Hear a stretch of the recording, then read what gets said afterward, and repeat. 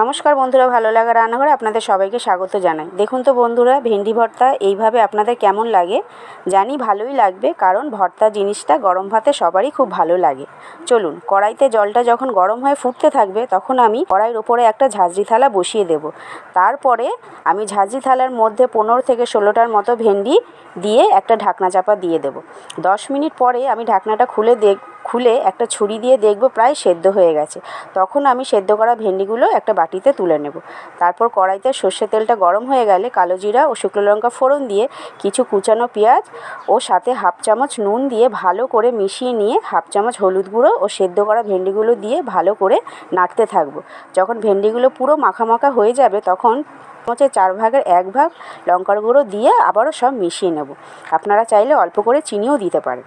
হয়ে গেল ভেন্ডি ভর্তা। একবার এইভাবে বানিয়ে খেয়ে দেখুন বন্ধুরা, খুব ভালো লাগবে। আর ভালো লাগলে সাবস্ক্রাইব করে পেজটিকে ফলো করে